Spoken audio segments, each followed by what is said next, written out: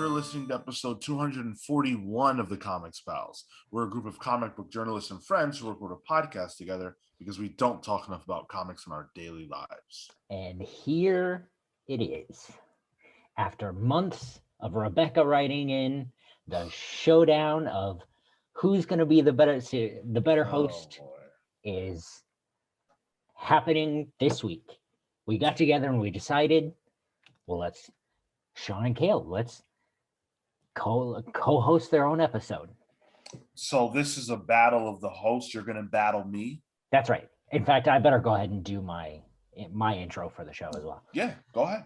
You're tuned into the Comics Pals. We're a group of comic book journalists and friends who record a podcast together because we don't talk enough about comics in our daily lives. All right, so I'm going to critique you. No, hold on. That's for the audience. Oh, all right. Okay, fair enough. Missed a couple words. Did I? Yeah, sure did. You sure? Sure did. Yeah. Well, please. I've been saying this for almost 5 years. I know the words. I know the words. At this point, I don't even know what I said. All right. Well, you guys can judge that. You can also judge Cale and I's performance today as this week's dynamic duo. The other three decided not to show up for work today, so Cale and I have to do the heavy lifting, which is frankly appropriate. As usual, right? Like, yeah. We're really the ones that hold the show together. Absolutely. The other three, frankly, hanger-ons, yeah. If you will. So this should be fun. We actually have a lot to talk about. Jupiter's Legacy with some unfortunate news over at Netflix. Dark Horse is going to be expanding into gaming. Marvel's made a couple of major series announcements with some surprise writers on board. And they also gave us our first look into the Inferno. So we're going to be doing a lot of chatting later on here in the news. But before we get into all that, I do want to let you guys know where you can find us all over the internet. Of course, we are the Comics Pals. If you want to help support us, there are many ways you can do that. While you're listening to this show right here, hit the like, rating, and review buttons. Follow this podcast on whatever platform you're listening to it on. If that happens to be YouTube, make sure that you're hitting the subscribe button, sharing this video with your friends, and you can drop a comment right there on the bottom. Thank you guys who do so every single week. We've got a couple comments to read from you guys here in just a moment. If you want to hang out with us, join our Discord server. Come hang out with us. I said it last week. I gave an impassioned speech about why our Discord server is so awesome. So hopefully that sold you on the quality of our server. If you want to see for yourself, click the link in the description. It is working now. So if you tried to join our Discord server last week and you found that the link wasn't working, it is working now. So click that. Come hang out with us. As far as book clubs, speaking of Jupiter's Legacy, our book club on that is out now. So go check that out if you haven't had the opportunity to do so. And there's an entire backlog of great books that we've done already. Take the Comics Pals Challenge. I defy you to look at that list of book clubs and not find a book that you like. If you do not find a book you like, write in, let me know, and we will put your choice, your book club pick, up to the top of our list of listener picks. So, Cale, you want to take a stab at what I just did? You can follow the Comics Pals on Twitter and Instagram at the Comics Pals. Guys, we have book clubs. We have book clubs out the wazoo. If you don't like our book clubs, Sean, right? We have so many book clubs. We've done the classics, right? We've got Watchmen. We did a Watchmen one. We even did Mouse. We've done the incredible indie book Hicksville. And wow, this is boring. Oh, I put a little personality into it, so it's boring. Yeah, okay. All right. I guess we'd better just go on with the show, huh? A little personality for you. That's all I have is a little personality. I feel you, man. Speaking of which, why don't you go ahead and make yourself useful and I read better these go ahead and YouTube just read comments. YouTube comments. There you go. So on episode 240, Kilgore Trout wrote in and said, no Craven? Ugh, that's a mistake. I assume that's in reference to Craven not being included in the Sinister Six. Yep, absolutely. We agree. I agree. You're going to find that we indeed agree. I'm glad someone agrees with me, Kilgore Yep. Trout says. I've never had anybody agree with me, so I can't imagine what that feels like. Finally, he says, if they do a Craven movie, it should be Craven's Last Hunt with Spider-Man or nothing at all. Again, I agree. I don't know that needs to be a Craven movie necessarily. I think you do that as a Spider-Man film. But if there has to be a Craven movie, then I do think it should include his one major storyline. Yeah, sure. I can't even think of another Craven storyline. The only other one that comes up is when they did it again with was it Dan Slott? In the Big Time era, they brought Craven back and they did, like a redo of that. With his daughter or something. Craven's daughter. I think his daughter was involved. I don't remember. That was a long time ago, but I just remember that it was like Craven's. I believe it was like Craven's return. Yeah. So yeah. Thanks for writing in. We also got a comment on our X-Men 20 review. This is from Grayson Red. He says, issue 20 was nuts. Fuck them humans, though. Lol. Hashtag Krakoa over everything. I'm going to assume that Grayson is referring to the conversation that we kind of had on the show about, the mutant versus human Cold War that's been going on. I guess it's not that cold. There were some bodies. But it's something that's been behind the scenes of, the X-Men book since it kind of came out. And I have said since the House and Powers reviews that I think that, at least it's worth considering that maybe the mutants aren't exactly the good guys in this scenario. And I think, when you're talking about like the forward facing story of the mutants trying to stop the human collective called Orcus from killing them, from developing what's going to kill them. Yeah, obviously, if you look at it just like that, then the mutants are objectively good. They're fighting for their own survival against a group that is trying actively to, make them extinct. But I don't think that's the only thing that's going on. I think you have to look at what Professor Xavier and Magneto are doing. When you talk about survival, I mean, the humans are trying to survive. They're doing it the way they know how. They also don't have powers. So I don't think it's as simple as mutants good, humans bad. Although, I obviously love the mutants and want to see them not die out, right? Yeah, it sounds like Grayson has picked a side. Indeed. Thank you, though, both of you for writing in. Kilgore and Grayson, very regular commenters on our YouTube page, so we really appreciate it. If you guys want to join the chorus of conversation, make sure you guys are heading over to YouTube or the comicspouts@gmail.com to chat with us. Cale, I wanted to shift gears a little bit because every now and then I go on Twitter and, why? I don't know why. Last week I ranted about social media and how awful it is. Yeah. And then I went on social media. So while I was there, I found a conversation about Batman, if you can believe that. People still talking about that character. The Batman. Am I right? The Batman? Yeah, that one. The Batman. Bruce Wayne? Bruce Wayne. That's my theory. Of course, nobody knows. I mean, have you ever seen Bruce Wayne and Batman in the same place? Listen, that's what I'm basing it off of. Right. But so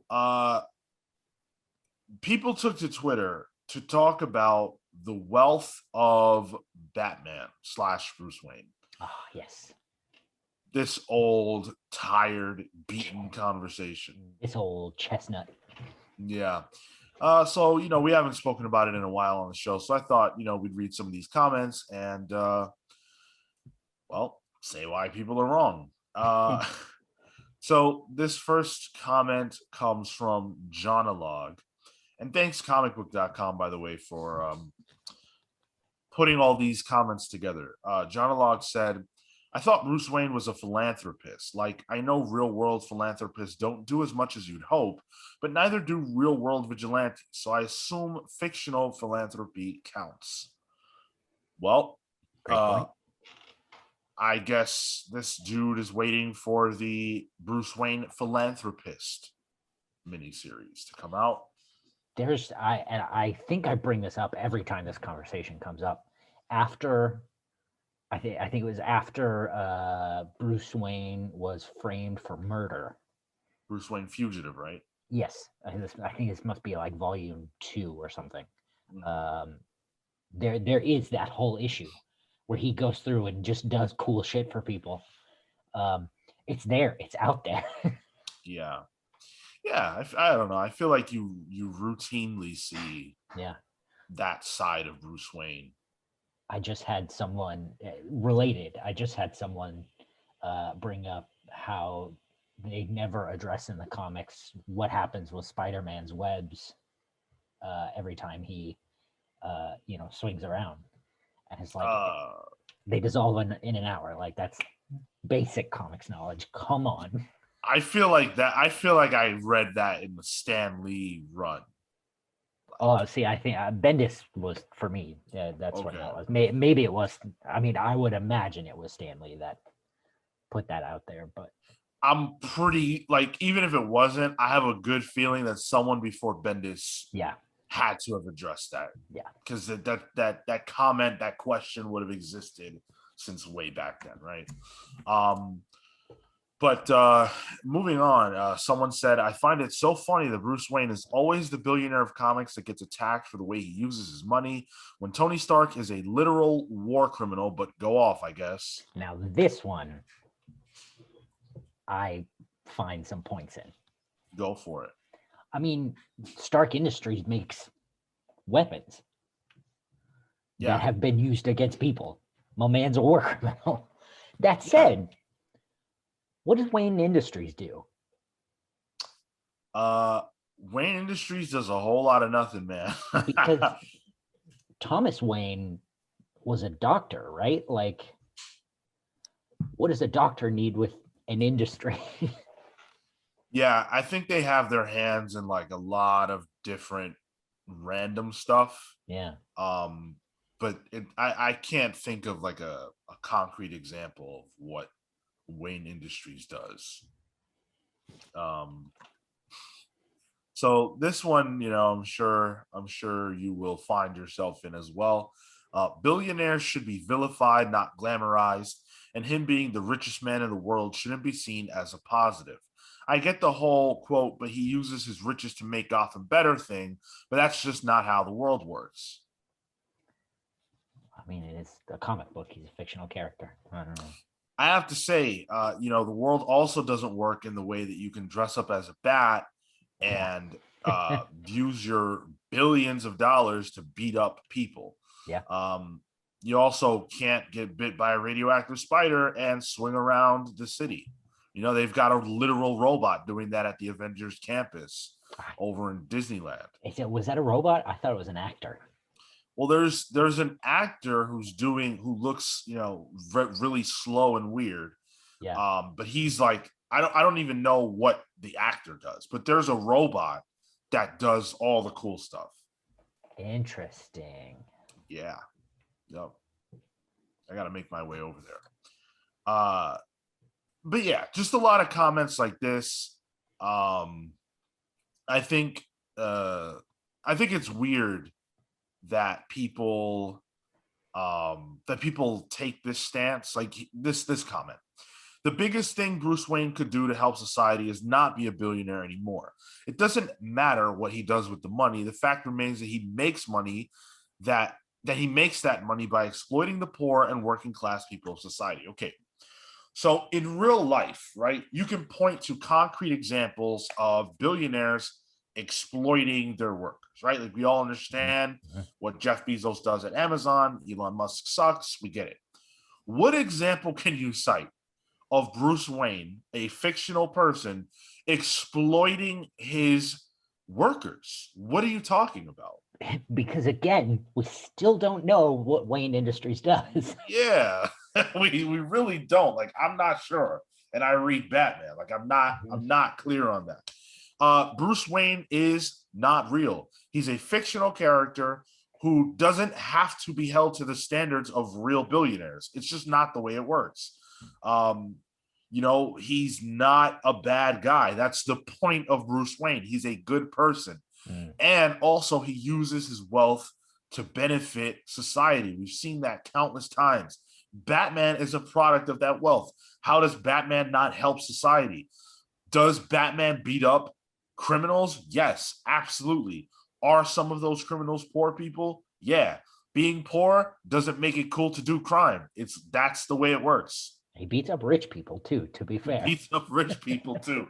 He beats up people who create and profit off of the systems that keep people poor. So Batman is trying to break those systems down. But as we've seen since Batman was created in 1940, it's kind of hard to stamp out crime in Gotham. Sorry. The fact that it's been going since 1940 is really, that's the structural problem. I think the thing with this conversation, and this just occurred to me, is that when Batman was originally created, it being a doctor would probably get you enough money to be wealthy. Yeah. And it within it would be within the possibilities that you could put on a funny costume and go beat people up without all sorts of crazy technology. Maybe right. You have an extra car. But what makes it crazy is as time has gone on and things have changed, is they've had to build his wealth and figure out how he gets more things to make him cooler. And that's why Wayne Industries is who knows what it is. Oh, but yeah, Thomas Wayne's still a doctor. It's fine. Yeah, sure. Why not? I feel like the Nolan movies did a great job of showing not necessarily what Wayne Industries does, because I don't think you see what Wayne Industries actually does even in those movies. I mean, they built the railways in Batman Begins. I mean, they didn't build them in the movie, but you learn that's who built it.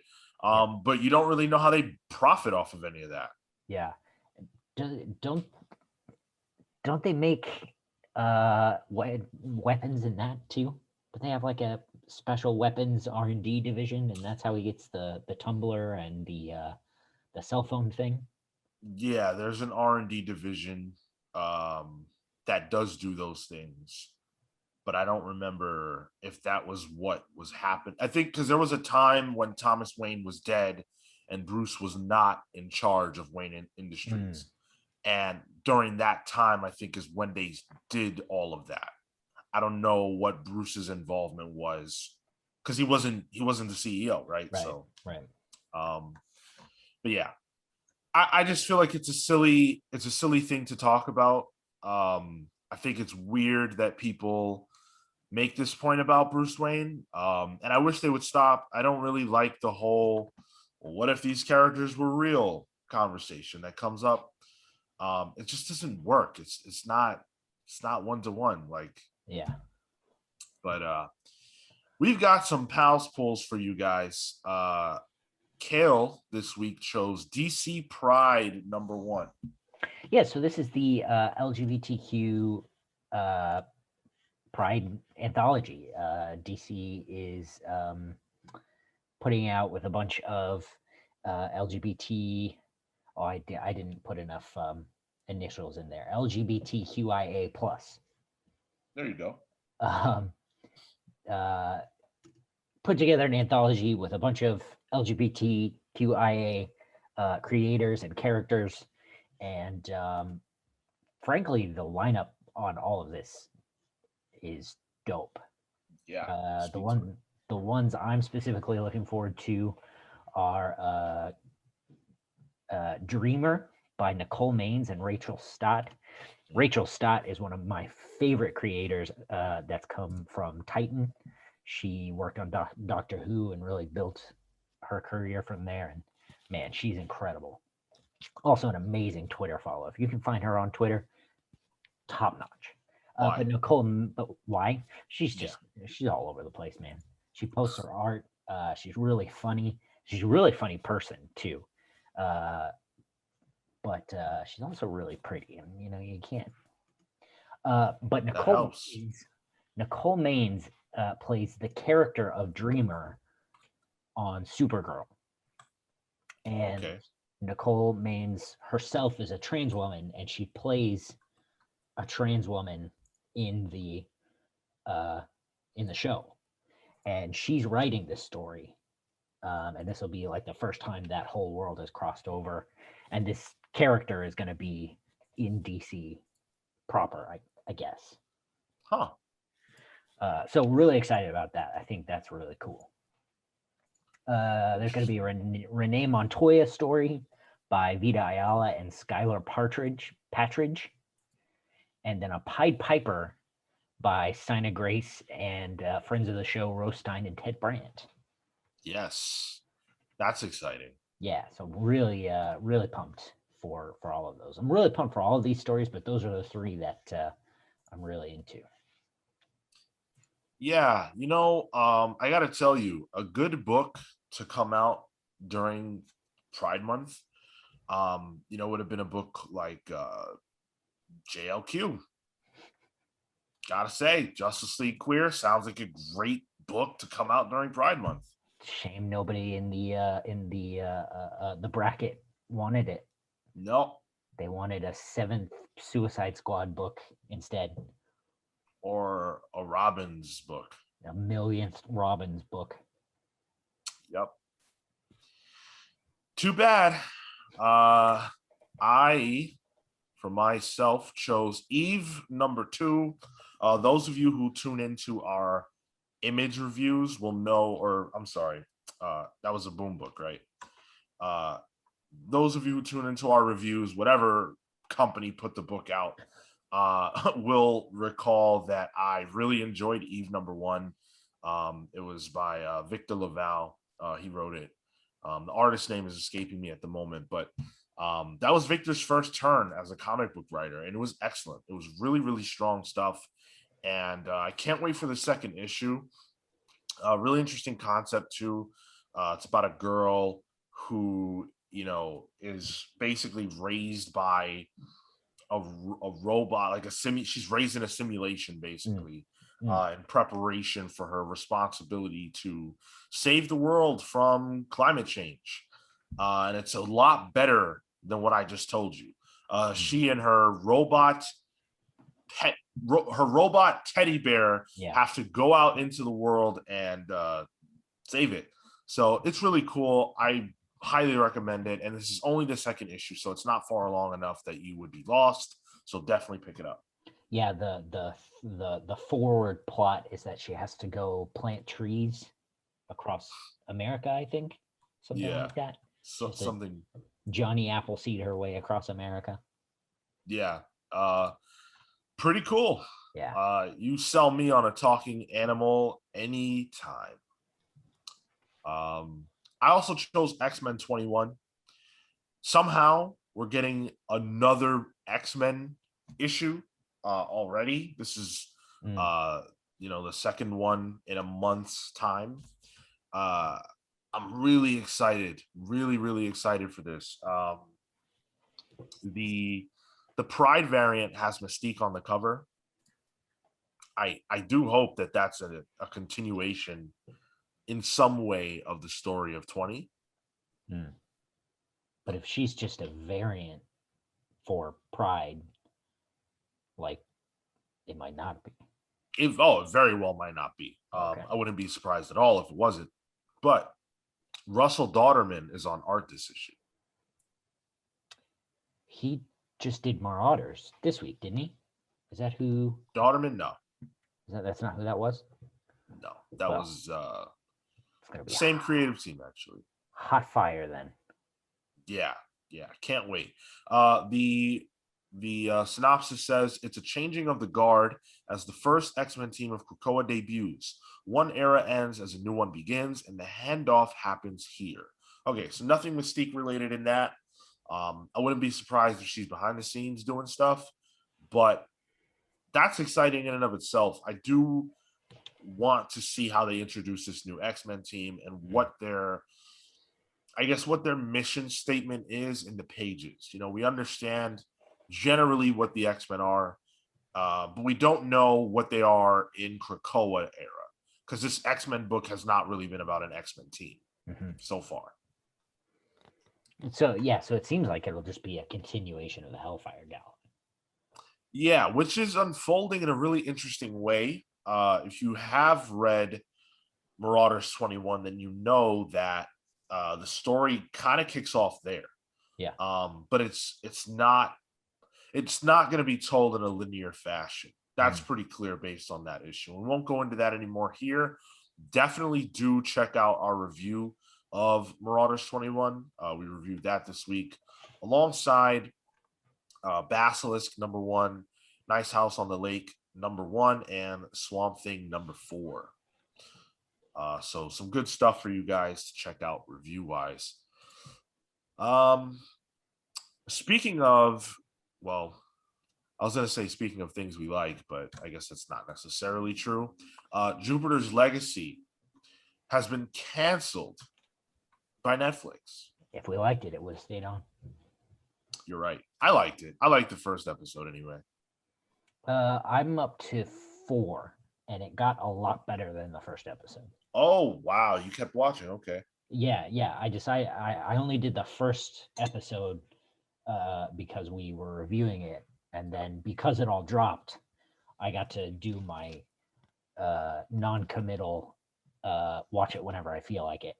Yeah. And that's how I prefer to watch TV. And it got a lot better after the first episode. I figured it would. I was a fan of the first episode, so maybe I should go back and watch the whole thing. I guess now there's really not a point to it because it won't be going forward. Netflix has decided to cancel the show, even though they don't necessarily use the phrase cancel in their statement.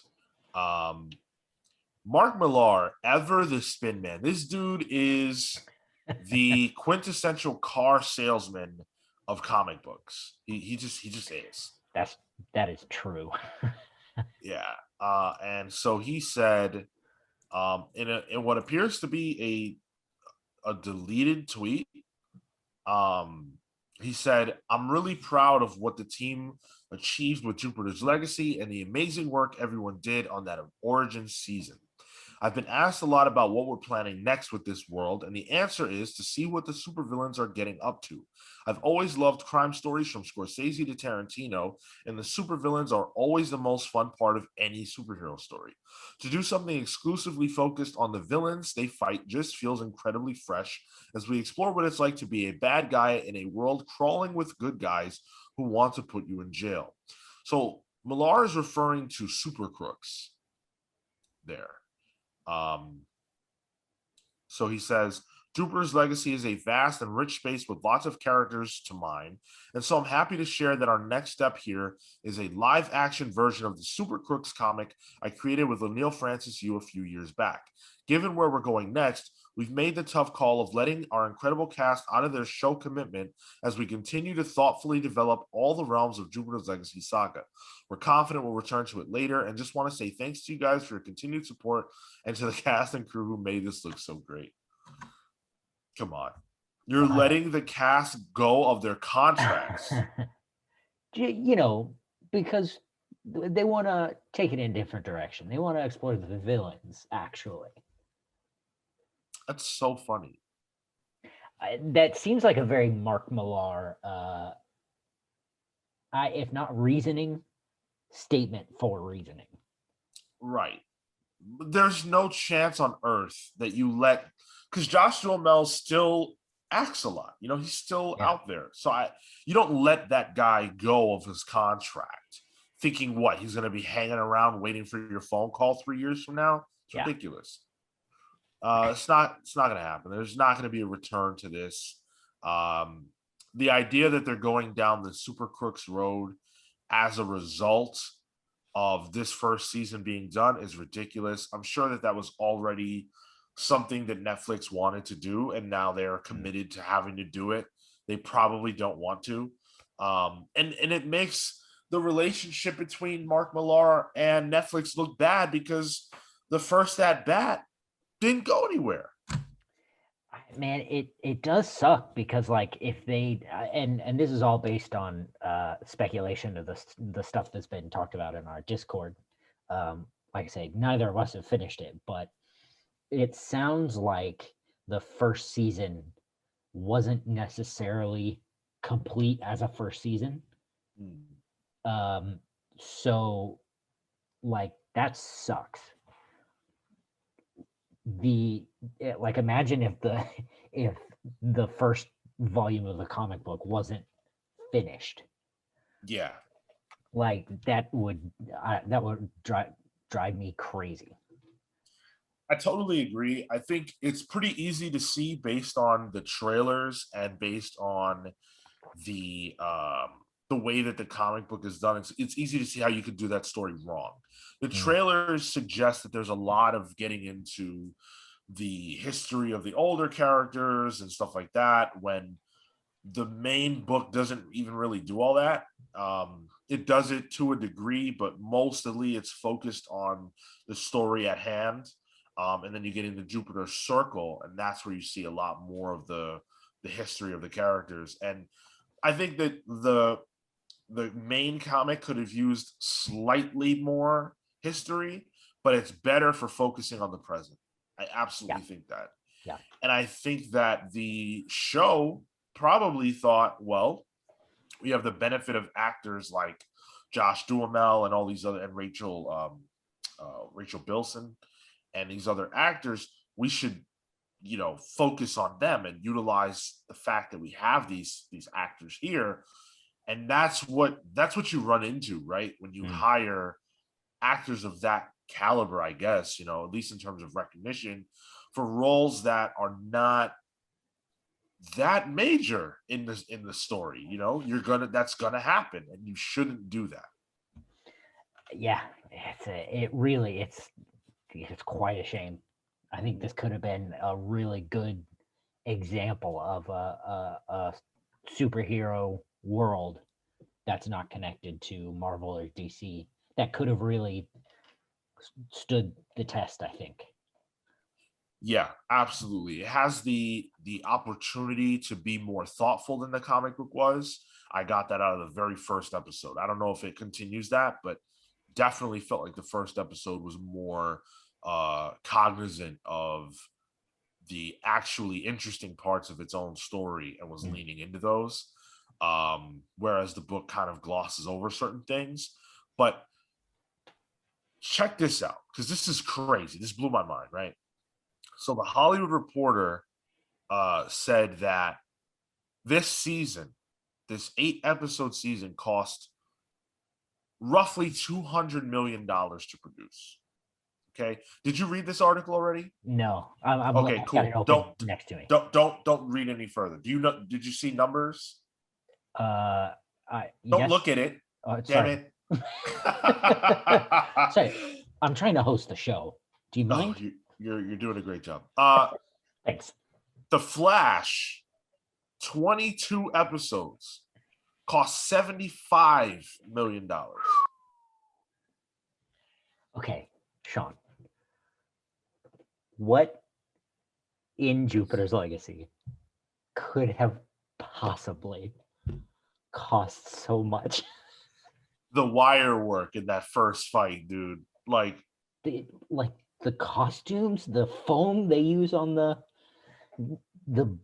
the blue powder that's drugs a little bit later on, like I don't know. Like, my question is, are the actors' salaries baked into that at all? gotta Because be. that's huge. That's a lot of money. Like, how is it? Look, the Flash on CW don't look that good, right?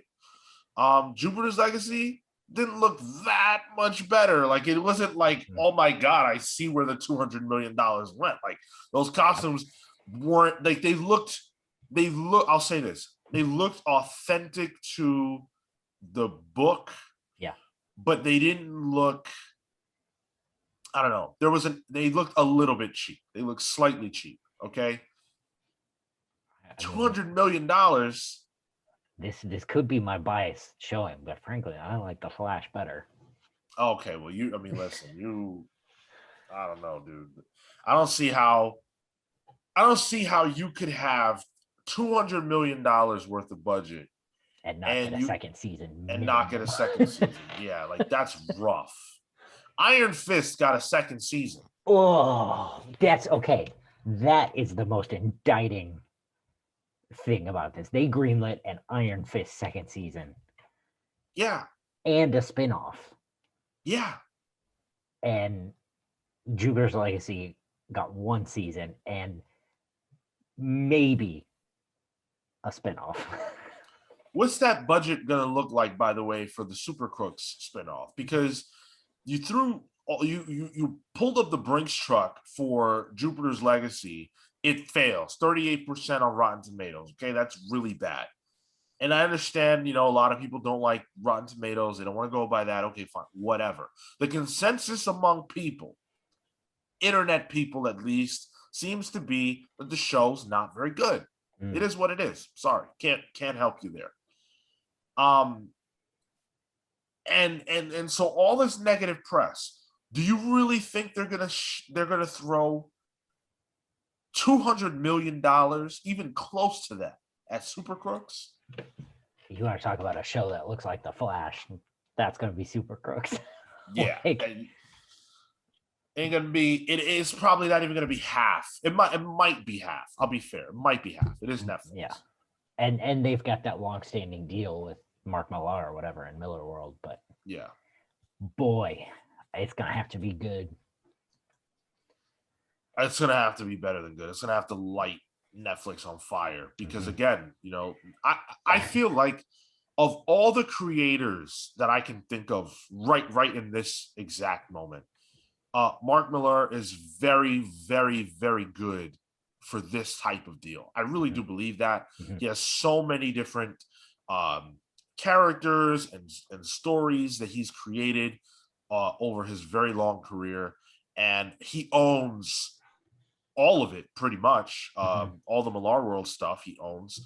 So Netflix made a smart decision and scooped him up, and somehow they failed with Jupiter's Legacy, and we haven't seen anything else. There's so much there. I feel like where's Nemesis? Nemesis would be a great one. Sure. Can they do something with Wanted? I mean, no, I know the movie was but Oh, interesting. you Yeah, could that do something there. and Kingsman is still that's a franchise that's still kicking somehow. Yeah, Kingsman, the movies.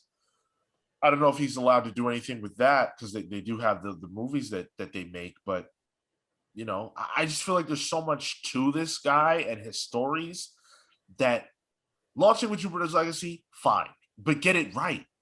Get it right. I don't know. One thing I wanted to bring up because I thought it was interesting was Viltrum Warrior in the Discord. He keeps up with this stuff really intensely. Yeah. He brought up that the showrunner for the show left. Yeah. I think mid-season.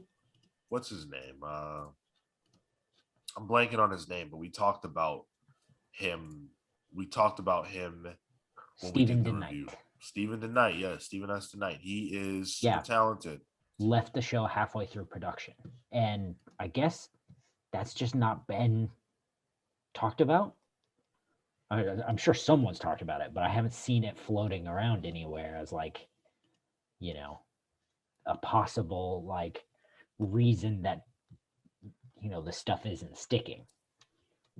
That is entirely possible. I mean, he was involved in Daredevil. He's made the rounds, and clearly he has a good relationship with Netflix, enough for them to bring him back for this. The fact that he left halfway through the season, not a good omen. Showrunners don't do that for any good reason, typically. So, yep. But where one show ends, another one begins. Hulu made the announcement. Well, FX and Hulu, I guess, made the announcement that Why the Last Man is going to be coming to our television sets and streaming September 13th. Absolutely wild. Yeah. This announcement has been cooking for since Why the Last Man premiered, came out so many years ago. Like it's one it and Bendis's Powers have been like cooking forever. Powers is done. Powers is yeah. It got 2 seasons on the PlayStation Network. God, that was I didn't watch it because it was on PlayStation. I didn't even know. I own all the PlayStations. Yeah. Okay. I didn't know where to watch. Where do you watch original programming on PlayStation? I don't know. Somehow I figured it out and I watched it. Okay. I liked it. Anyway, this is buck wild. Yeah. We've talked several times about the Why the Last Man show. And it's all the things that have gone on with it over the last few years. For us to finally have a release date for it is pretty cool. I've actually never read the comic. I know that's a sin. I own the whole thing. I haven't read it for whatever reason. So I guess this gives me an excuse to do that. Yeah, I've read maybe half of it. Okay.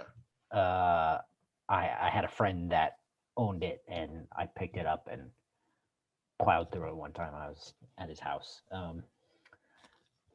Should we do a book club? We'll see. So in the announcement, they say Why the Last Man traverses an apocalyptic world in which a cataclysmic event decimates every mammal with a Y chromosome, but for one cisgender man and his pet monkey. Why the need to say he's cisgender? He's a man. My assumption is that that doesn't include trans men. So I and this is just me coming off that. My assumption would be that in this more modern take on the story, maybe trans men, because they don't have the quote unquote and this, I don't know the science behind this. This is just me speculating. Trans men don't necessarily have the Y chromosome. They would still be alive. Wow. Okay. Yeah, you're probably right about that. That'll be interesting to see how they tackle that, I guess. But I don't know. I don't even know if I would touch that, and I'm not going to touch it now. Instead, we're going to move forward, and we're going to talk about Dark Horse expanding into gaming. So this is not the Video Game Pals, rest in peace. And Pete's not even here, but I can talk about some games. Cale, he can talk about some games. Cale, don't you play video games? I've been known to have a Game Boy or two. Yeah, see, there you go. I got a PlayStation 5 box right behind me. Peep that. So he's right. Dark Horse is going to be launching Dark Horse games, and they're going to work with various developers, different teams, to make titles for their various series that they've created over the last 30 plus years. So Hellboy is one, Sin City, 300, Umbrella Academy, Usagi Yojimbo. They've got, they've got some titles. I mean, once after I say those names, it kind of falls off, right? Like in this announcement, they've got Polar, I don't know what that is, Lady Killer, I think I've heard of it, and Emily the Strange and Resident Alien. So, okay, fine. They don't have, it's not Marvel, right? But Right. Yeah, I think the idea is like, okay, we got a bunch of game developers and gave them all of our IP and said, go see what you can do about this. right. Yeah. Although, So go ahead. and Usagi Yojimbo in the style of Ghost of Tsushima, I'll go pick up a PS5 for that. Don't even think. Just for that. Hell yeah. Well, let me ask you this. That one aside, because obviously you've got an idea, and maybe that just answers the question, but do you think that these titles lend themselves well to video games? They could. I think a Hellboy could, a Sin City could. 300, I think, is a bit of a stretch.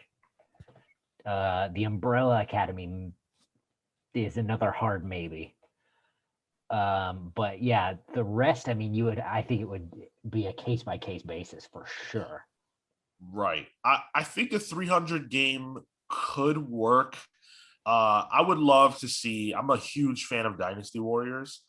I would love to see a 300 game in the style of Dynasty Warriors, because in Dynasty Warriors, it's you and maybe, whoever you're playing with co-op, and, in the grander scheme, your army versus like a ton of a horde of enemies on the other end. Is it one of those games where the enemies just come at you and you have to just the point of the game is that you just have to kill them all? More or less.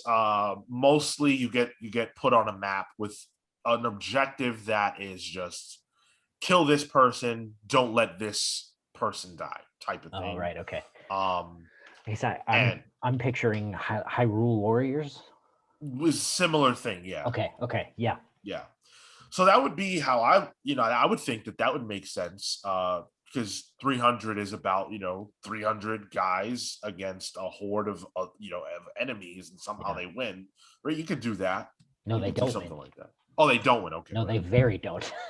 Oh, I saw the movie. I think I saw the movie, but I don't really remember it. It's also history. Oh yeah. I don't know too much about that either. This is cool. I think Dark Horse does have enough to get started in this realm. And I think, look, I personally learned about a lot of superheroes that I might not otherwise have known, at least at an early age, through video games. Certainly my first time seeing Vision was in a video game. My first time seeing like Iron Man was probably in a video game. Lots of those characters I learned from video games. So this is a great way to connect with people who wouldn't otherwise see your stuff. And unfortunately, Sin City and 300, I'm sure most people who saw those movies did not realize they were watching comic book movies, especially back then, because at that time, studios were not proud of the fact that they were making a comic book movie. Nowadays, that information would be plentiful. Shoot, there's probably people don't know Hellboy's a comic book character that saw those movies. It's just the way these things work. So having video games based on them, being able to put that Dark Horse logo in there, maybe do something to make people aware that these are comic book characters. That's great for Dark Horse. And yeah, maybe they can take another at bat with Hellboy in the film world. I know the last one was it didn't do so hot, but we'll see. Yeah. We shall see. We'll see. So Danai Gurira, I believe that's how you say her name. She plays Okoye. She's getting her own Disney Plus series. Good for her. Make that bank. For Okoye. I'm cool with that. I'm cool with that. Obviously, the Dora Milaje really hit. I don't think that's disputable. You know, people love the Dora Milaje.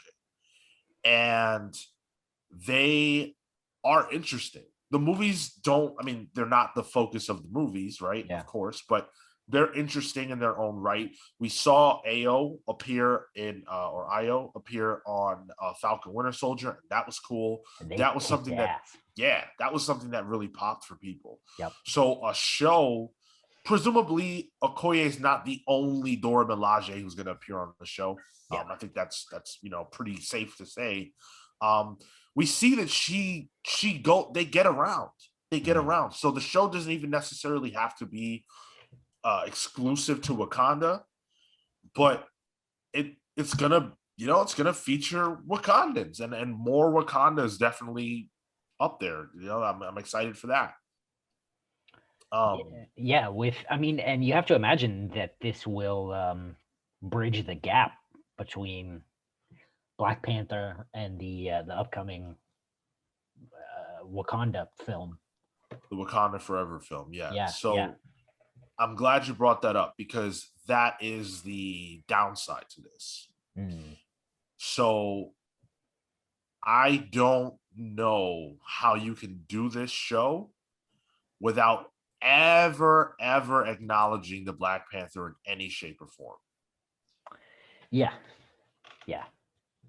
And that's a problem because if she acknowledges Black Panther in the sense of he's alive, that's going to cause a lot of potential pain or weirdness for people. But if she has to acknowledge that he's dead, how, why, where, why are we not watching that instead of this, right? That you're telling me about something I'd rather be watching. No matter how good the show is, everyone's going to be thinking about Black Panther while they're watching this. And that's not what we should be thinking about. I guess we don't. Okay, to be fair, right? We don't actually know that this show will come out before Wakanda Forever. Yeah, that's fair. The fact that they're announcing it now and Wakanda Forever is supposed to drop July 8th, 2022, I believe it will be delayed. But let's say it did drop that day. I highly doubt they get this out before that. Highly doubt it. So maybe that's how they play it off. How they play off the exclusion of Black Panther. Right. That by the time this show actually releases, that question will already have been dealt with and she'll be on to new adventures. That makes sense. Yeah, to a degree. I guess my thought could be, this would be a decent way to sort of deal with, I don't know, the death of T'Challa or whatever their plan is, and then do whatever they're gonna do in Wakanda Forever, to bridge the gap, make that narrative sort of make sense for all the characters involved. Right. Okay.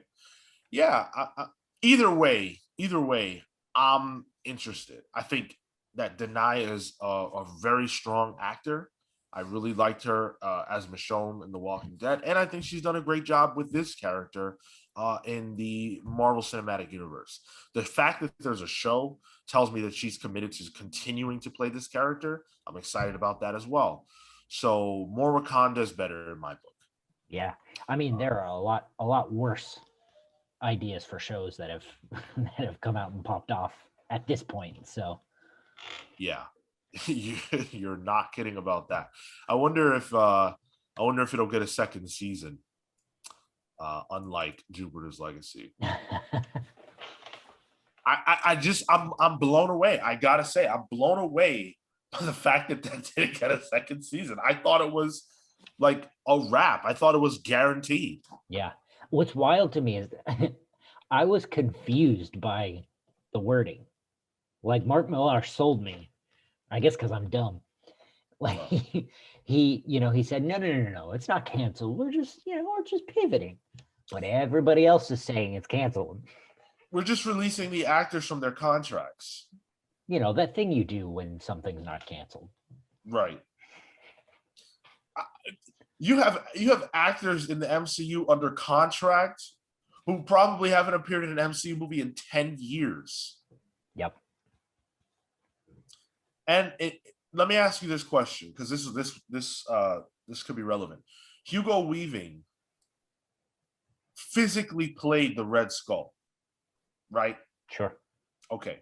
So I just read an interview with him the other day where he talked about how he actually had fun doing the OG Cat movie, and that he would have played the character again. He had no problems with that, but that when they went to negotiate for an appearance as the Red Skull in Avengers, he said Avengers. He didn't clarify which one it was, but you'll understand why I think he was talking about Endgame in a moment. He said that they had changed the money amount that he was supposed to be paid for an appearance as the character in any future film, because it was just a voice role. So that leads me to believe that it was an Endgame, because in Endgame he's like a ghost almost, or whatever. He's not physically present. So if that's the case, if I'm right, then that means that they had no plans for that character for almost 10 years. They didn't use him, and they still had him under contract to come back as the Red Skull. Yeah. I mean, I would imagine on some level, unless you're just let go, like the guy that played Rhodey. Oh, yes, Terrence Howard. Terrence Howard, thank you. I would imagine that, there's got to be the possibility. You've got to keep that open. Yeah, absolutely. So just that, please read between the Mark Millar lies. He's got to do it. But let's talk about Marvel. They actually announced a pair of series this week, and they were teasing and playing games with us last week about Ram V and Donnie Cates and Ryan Otley were involved in like a weird manufactured conversation on Twitter. It was very odd. And they were kind of teasing an announcement. And we finally know what those announcements are. So last week, Donnie Cates said, "Man, I'm having so much fun on this new Marvel book I'm doing. I can't wait anymore. I know Marvel don't like this, but I'm just going to go ahead and announce it next week." Like he's got that type of clout. He's just gonna announce a Marvel book by himself. Ryan Otley said, "I doubt Marvel would be more mad if you just announced it now compared to next week. Just tell them, Donnie." And it went on from there. Brian Hitch jumped in. He said, "Announcements, you say? Next week? Funny. Al Ewing, Brian Hitch." Okay, I see. This is CB Cebulski that said this. "Funny. Al Ewing, Brian Hitch, and I have something big on the way too." Then Brian Hitch said, "That thing? Nobody will want to know about that. Who wants a story that epic, cool, and fun?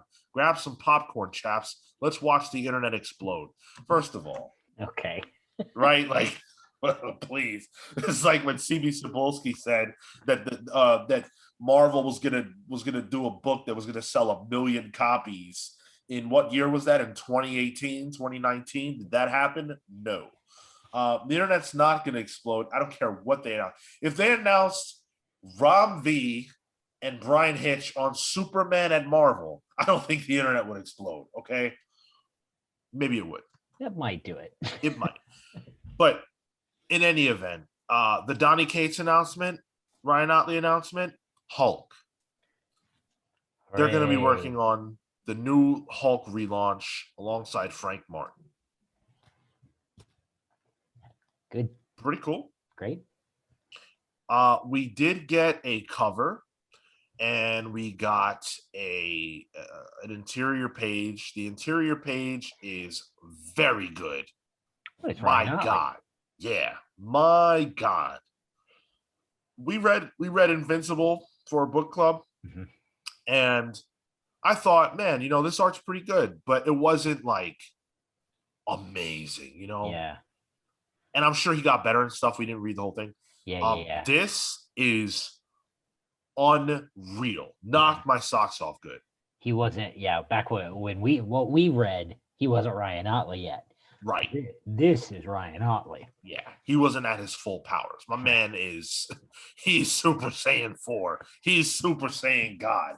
Ryan Otley came to play. And the thing is, I know for a fact that after 5 issues, it's going to be Phil Noto or some other, person. You're going to be lucky to get 5 issues. You're right. And by the way, no shit at Phil Noto. I'm just saying it's not going to be Ryan Otley on the book after a few issues. We all saw what happened with Spider-Man. Yep. He could not keep up with that pace. But for however long it lasts, pretty nice. I gotta say too, Ryan Otley is probably a better pick for Hulk than he is for Spider-Man. Just based on like what we saw for Invincible. That's a good point. The very the physicality of Ryan Otley's artwork definitely lends itself to the Hulk. I think if Pete were here, he would find a way to kill you for suggesting that his favorite artist shouldn't be paired with his favorite comic book character, but I think I agree with that. I don't care what Pete thinks. How about Ryan Otley on like a Wolverine or even in to a lesser degree, maybe a Daredevil? I don't know about a Daredevil. But a Wolverine I could see. Yeah,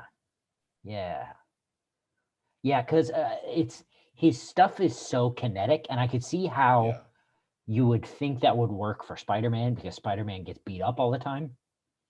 But I think the thing with the Hulk and Wolverine is that they're violent, right? And that's where I think Ryan Otley really hits it. Is he can show the violence on both sides so well. Yeah. I think that other than an event, there was no announcement that they could have made for Ryan Otley's debut at Marvel that would have been bigger than him on Spider-Man. But now that he's done it, I think Hulk is a tremendous fit. And I don't know that he wouldn't have been the right artist for Immortal Hulk, because that book is a little different. But for this, with Donny Cates, the king of memes, sure. Speaking of which, I did see in our Discord server, there was some conversation about following up Al Ewing's thoughtful, meditation on Hulk with, the bro of comics, Donny Cates. Does that bother you at all? Oh, I see. It's interesting. I am woefully under what's the word? Underread on Immortal Hulk by the sheer concept of it. I think I don't think that was ever really gonna last. Okay. So I guess it doesn't bother me, but it does kind of speak to what we have sort of been complaining about of getting the Hulk back to a status quo. And I think Cates is probably just as good as anybody else to do that. Yeah. I agree. I don't personally mind Cates coming on. I think he's talented. And I like his writing. And I don't think that you are gonna, you're not going to get Al Ewing level of thoughtfulness every run on the character. I don't. Yeah. Now, if you said Ram V was writing Hulk instead of where he is now, that okay, yeah, because it feels like he could do. Look at what he's doing on Swamp Thing. It makes perfect sense. I wonder.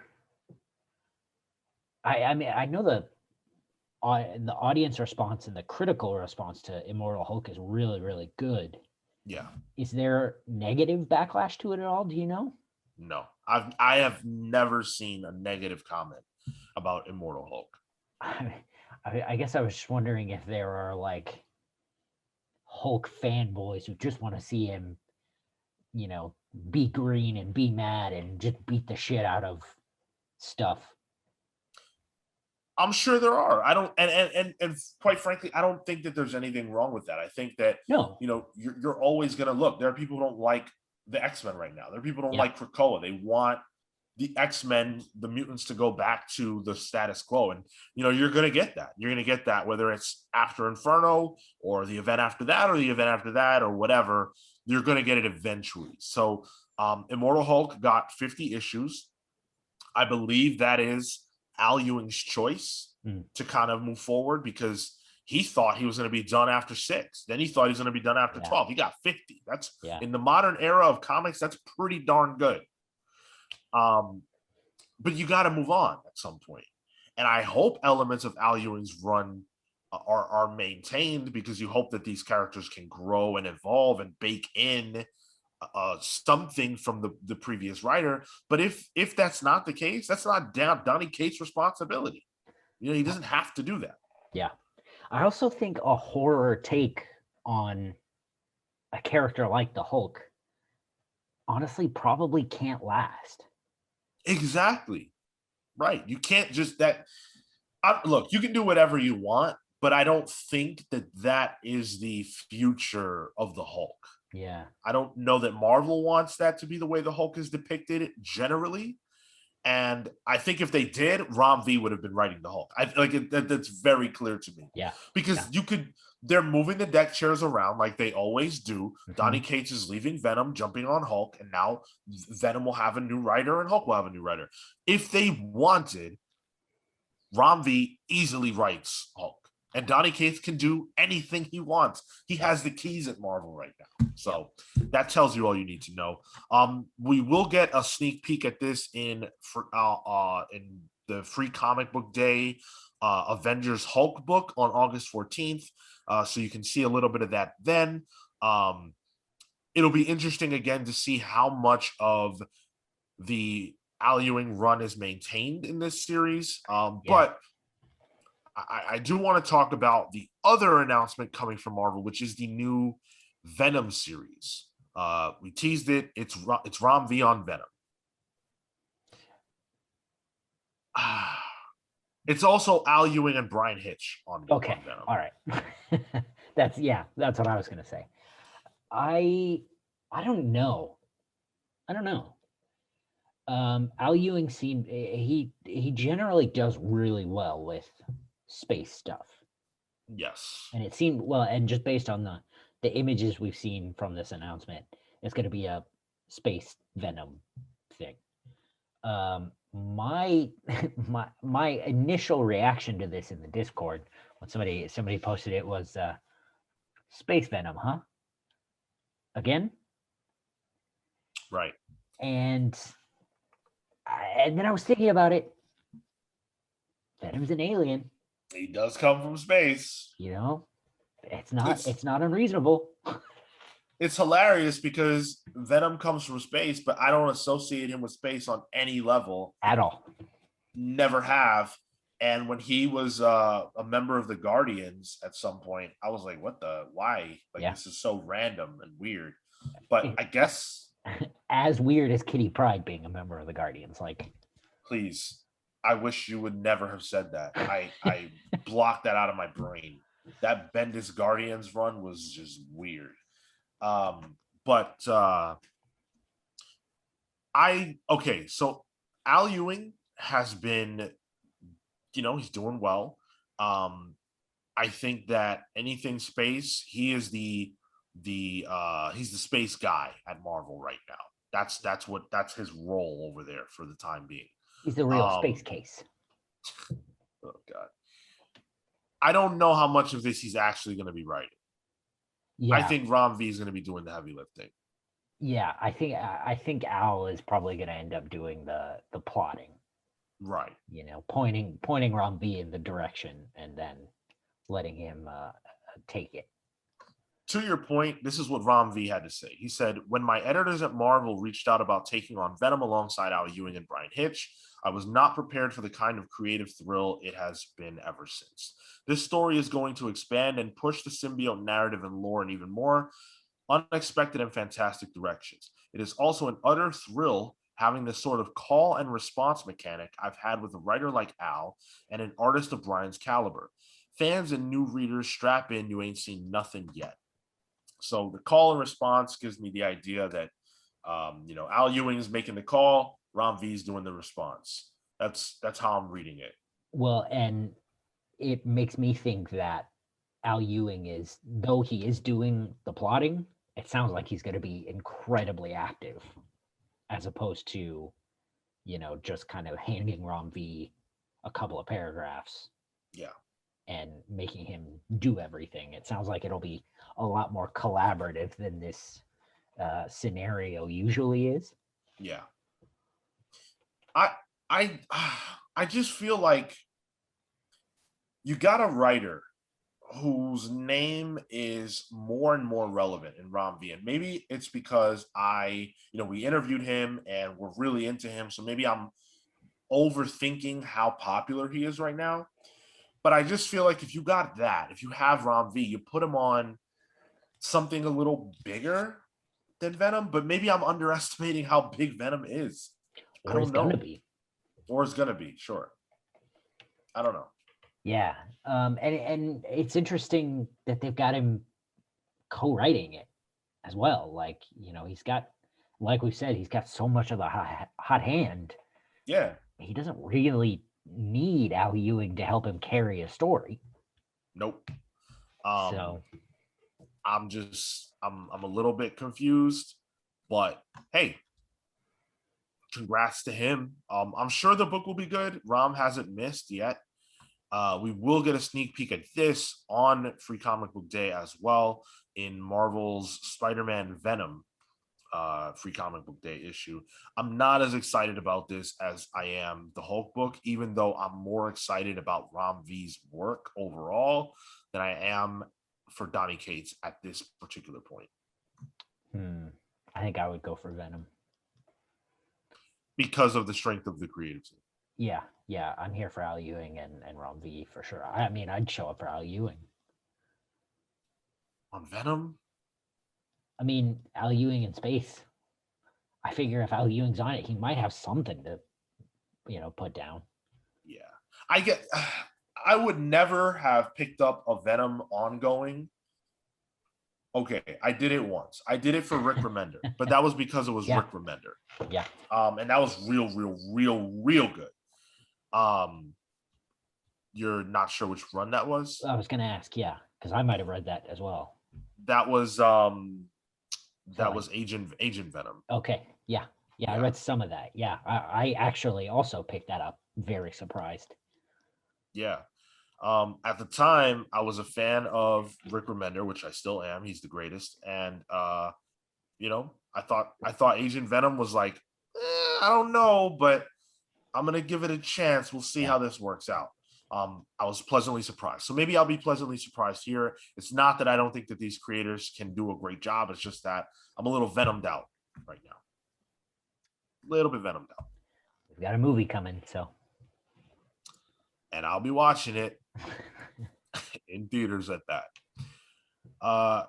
Something I am desperately wanting in my veins is Marvel's Inferno. So we're getting an Inferno title. We talked about that. I think it was a couple of weeks ago when X-Men 20 came out, and we got that big tease at the end of it. That was last week. Was it last? It was It was last week. Yeah, it was last X-Men week. 20 came out last week. Yeah. Yeah. Oh yeah, yeah, of course, because X-Men 21 comes out next week. Sure. Okay. Um, so Marvel spilled the beans a little bit on what we can expect. They gave us a teaser synopsis for Inferno. There will be an island, not the first, but the last, which is, of course, Destiny's quote. Uh, Destiny's foreboding words have stuck with Mystique and fans since the very beginning of the Age of Krakoa. Now, a day of reckoning is upon mutant kind's leaders, and the shocking payoff to seeds planted in House of X and Powers of X arrives in mastermind writer Jonathan Hickman's brand new X-Men series, Inferno. Promises were made and broken. The rulers of Krakoa have been playing a dangerous game with a dangerous woman, and they're about to see how badly that can burn them. Having been denied her wishes yet again, Mystique is ready to follow through on her promise to burn the nation of Krakoa to the ground. Mutantkind's bright future is threatened like never before as Hickman brings his game-changing plans to a head. Fans can expect more revelations from the lives of Moira McTaggart, Nimrod's revenge, vicious power plays, and more in this pivotal chapter in X-Men history. Come on. Alongside that, you know it's real if we get that Mark Brooks artwork. Mm-hmm. This And fucking yeah, Caravaggio painting of a of a teaser image. I don't know what Caravaggio means, but I know what X-Men means, and this is hot. So for those of you who have been along for the ride since day one, you'll remember the House and Powers teasers that they put out with the Mark Brooks art. And in it, we saw all the major players, and there was one where like Nightcrawler was inviting someone, presumably the reader, to a seat at the table, and we now know that that was essentially like the Quiet Council. And it was really cool, right? We got another Mark Brooks, I believe, for 10 of Swords. This very much harkens back to House and Powers in terms of the people that are present and kind of the fact that we're supposed to get stuff out of this image. So you should definitely pull this image up. You should definitely check it out. I'm going to talk a little bit about what's in it.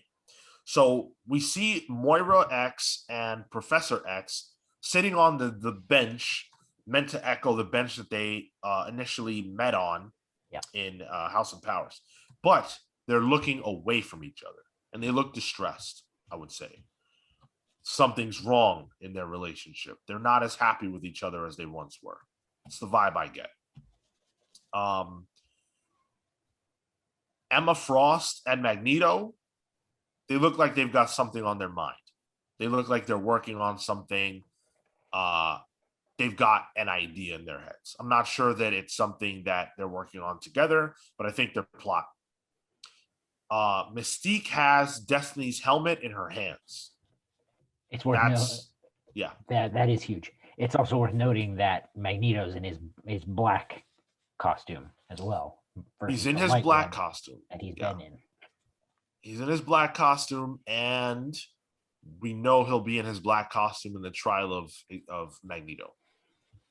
So we see Kitty Pryde is looking back at Sebastian Shaw, who is standing. That could just be because of the an artistic choice, but we know that Shaw is wheelchair bound. Yeah. So, but she's looking back at him, giving me the impression that she's still thinking about what he did to her. He killed her. And her fists are up too. And if you remember, she got the finger tats. That's a kill Shaw. Right, exactly. What's his name? Sinister and Exodus are not happy with each other. Sinister is pointing at Exodus in an accusatory manner. I'm sorry. Yeah, he's pointing at Exodus in an accusatory manner. Standing between Exodus are Storm and Proteus. Don't really get much out of them. I don't necessarily know that they're connected. Exodus and Sinister? No, Storm and okay. Proteus. Yeah. I kind of just think they're the best ones to go in the air, and so they had to have a place somewhere. Yeah, you're probably right. Oh, what's the kid's name who can talk to Krakoa? Doug. Doug, Doug Ramsey, Yes. and his wife, Cypher? who's uh, No, his name is Cypher. his name is Cypher. Yeah, her name I can't recall. She's still she. I don't even know that I've seen her since No. Ten of Swords. Oh yeah, we haven't seen Doug either, have we? I haven't. He might be in New Mutants, but Okay. I haven't. He's holding on to her as he's kind of scared, and she's like, "Come on, dude," Yeah. Because pretty much all the other characters are looking at something with fear. There's a threat. Yeah. Psylocke, Bishop, Cyclops, and Magic are all basically ready to go to deal with whatever this threat is that they're looking at, as Wolverine, Gambit, Jean, and sorry, Havoc. and Havoc have all been taken out by whatever this is, presumably. So Yeah. this is really cool. It's not Mystique. Mystique is in the shot. So assuming that it's not anyone in this image, who's the threat? Nimrod? Can you see an image in the reflection of Destiny's helmet? No. You can't. No. Can you? It looks like it might have a shape, which leads me to believe it could be Nimrod. It could very well be, art technique. Just fancy lighting and shading and stuff. But it does have like almost a cyborg look to it. There are two sort of, if you think of the Nimrod face, it's got kind of the wider portion on top, and then it comes down to a point where the chin is. Sure. And then there's a light sort of in the center of where that image would be, but I just kind of assume that's light to kind of obscure it. Yeah. But I'd also point out, I think Onslaught has a fairly similar design in like the helmet region. Yeah. Interesting.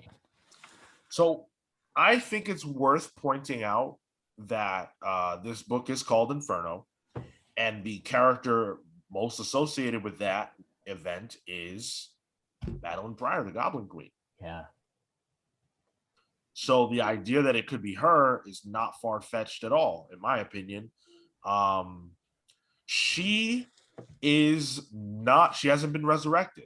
In order for her to return, the Five would have to bring her back, presumably. Yeah. Why would they ever do that? No reason. Is she a telepath? She's a clone of Jean, right? So. Oh yeah, I suppose. What if she's Onslaught?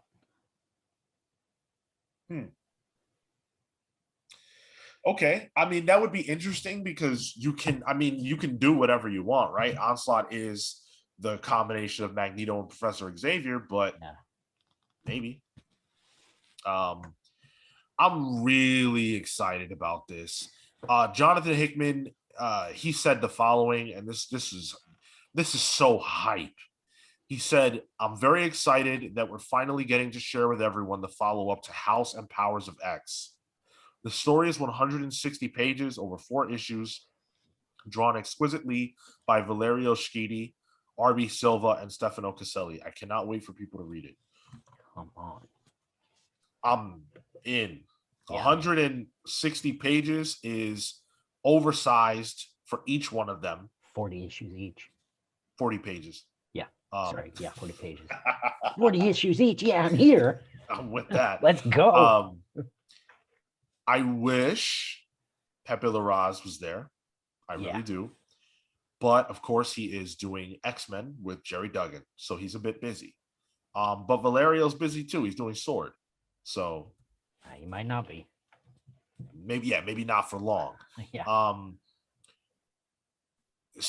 Man, I think that if you're not reading X-Men right now, please write in. Please let me know why. I need to know why. Why are you not invested in the biggest thing that's happening at Marvel right now? Man, I was hyped for this. That they're calling it the follow up to House and Powers, and we're gonna see more from Moira. Has got me 100% sold. I have had exactly 2 complaints, like primary gripes, about this era of X-Men. One is that we have had too much time between relevant events, and I don't mean events in the sense of like a comic book event, but relevant events in terms of things happening that matter. Yeah. Too long in between that, and the fact that all the other books, other than Jonathan Hickman written books, don't feel important. They haven't been given enough to do, and they very much feel like the filler in between the next time Jonathan Hickman is going to shake things up. Yeah. We've also talked about the blanked out information in the Yeah. the additional pages. Yeah, the infographics. The infographics. And how it doesn't feel like anything is being revealed. Yeah, I completely agree with that. I think that I is. think you said it. Yeah, yeah, I agree with it. It's very frustrating. I could look past that. Yeah. For the sake of the other things being fixed. Yeah. The fact that we're getting the Hellfire Gala now, which I spoilers, I thought that the Marauders issue was good. And it intrigued me further for the event. We're getting Trial of Magneto, which is going to run the summer. And then right after that, we're getting Inferno. And then, of course, we don't know what's coming after that. But Hickman, spoiler alert, doesn't have a book after Inferno. And you know he ain't done writing. So that's what we need. We need that steady pace of Hickman-led drama to drive the story. And even if Hickman isn't leading it, at least it's something that's driving the narrative forward. I guarantee you, Trial of Magneto is going to be relevant. It has to be. It has to be. But also, I think that there was a bit more information that we missed in this. And that's that Trial of Magneto is Magneto kills someone, right? And presumably things continue on after the Hellfire Gala. So that tells me that Mystique, her gambit is not in Hellfire Gala. Whatever she's going to do, her major move doesn't take place there. That was a question mark that we had on the show last week. And I think we've got our answer on that front now. As much as we can without spoiling it anyway. Sure. Yeah, exactly. I'm excited. I can't wait. This is the summer of X, almost even more than the year House and Powers came out. Yeah, and that was the summer of X. Yeah. Do you think when are the big Comic-Cons? San Diego they moved it. San Diego's in November. Oh, okay. Well, never mind then. NYCC is in October. I was gonna say, I wonder if they're gonna announce anything over the summer for thinking of the Comic-Con specifically. Right. But I mean, there'll be if this holds up and Inferno #1 comes out in September, they may well, but it won't matter then. You know what? It's interesting because it depends on how big Inferno is. Yeah. Because Inferno could be so big that by the time New York Comic Con rolls around, they actually can't talk about the future. Yeah. Because we won't have read everything. Well, to be fair, we don't know the release cadence. It could be 1 issue per week, like House and Powers was. I believe it was like that. And if that's the case, it could resolve by the time New York Comic Con has come and gone. That's true. 4 issues, roughly. Yeah. And each one being drawn by different artists, so you're not waiting for work to be done. And presumably, because of COVID, they're probably ahead on all of this. So it's very possible, to your point, that we do get information about the future, come NYCC. Definitely by San Diego. Yeah. I'm excited. I'm hyped. I couldn't be more hyped. Last week I talked a little bit about I don't even remember if it was last week. We do these shows every week. Everything blends in. I've been saying how Marvel has kind of been dry for me lately. Mm. This is what I need.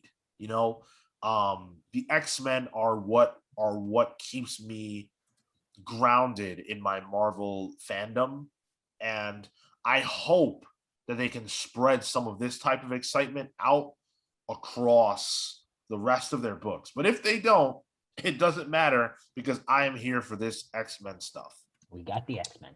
Exactly. And if you're here for the X-Men stuff, you should absolutely write in and talk to us about your excitement for these books.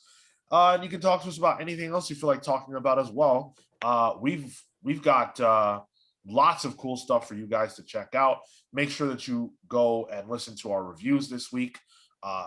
This conversation has an ellipsis on it because we've got our review of Marauders, which is, of course, the first portion of the Hellfire Gala event. And it takes place in a way that you really, really need to see this book and also all the other ones. Like, you really do. Don't wait for planet-sized X-Men. You have to read Marauders 21. But you can write to us at thecomicspals@gmail.com. Check us out on social at thecomicspals, wherever you check your social media out. If you are so inclined to help us out, leave us a follow on your podcast hosting platform of choice. Leave us a like, a rating, and a review. If you happen to listen to this show on YouTube, hit that subscribe button, like the video, share it with your friends, drop a comment. All those things are free to do, and they help us out a lot more than they cost you. Join our Discord server, a link to which is in the description. We're always having a great time over there, and we use spoiler tags. Not always, but we try. And so you don't have to worry about being spoiled for any of the conversations over there. And I'm pretty confident you'll have a good time. If you're a listener of this podcast, our Discord is a place I think you can call home. So come hang out with us over there and listen to our book clubs. We've got a whole truckload of them. And we're doing more. Our year is not done when it comes to book clubs. And we're still taking submissions for even into next year in terms of listener requests. So if you've got a book you want us to do, write in, let us know. We're open. Cale, plugs. You can find me at Toto Into, that's TOTOINTOW, on Twitter and Instagram. I said that backwards. You can find my work at caleward.com. That's CALEWARD.com. You can find Pete at loud_Pete. You can find Pete's band, Friend Time. Long Friend Time Friend. They're releasing a vinyl that you can pre-order. It's $25, but they're cool ass vinyls. And I looked into it. You can title the vinyl whichever song you like from their album. Cool. Okay. Go buy that. Support the band. Make them blow up. Make them blow up so Pete doesn't have to be here anymore. Make Pete so busy that he just can't be here anymore. Do that with me. I think that's happening now. Oh, damn, you're right. Oh, yeah, because he's at a concert. Yes. My goal is coming true one by one. You find Marco at Mr. Marco Enomoto. Tell him about nasty anime or something. And you can find Phil at Cyborg Bebop. That's CYBORGBEBO.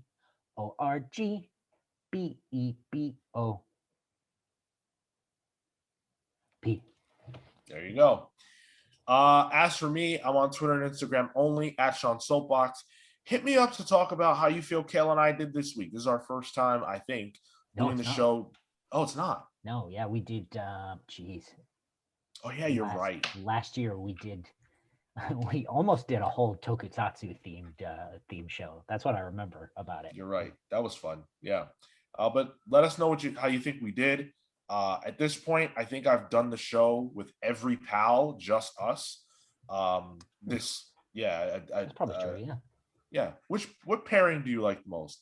Also, for those who care about my gaming, I'm on God of War now, the most recent God of War. So, oh, interesting. Working through that. Yeah. How do you like being a dad? It's awesome.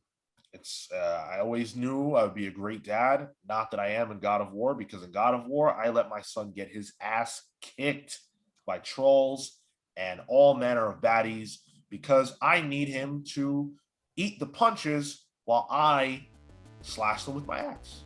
The joys of parenthood. And with that, we're the Comics Pals signing off. Take care, guys. See you next week.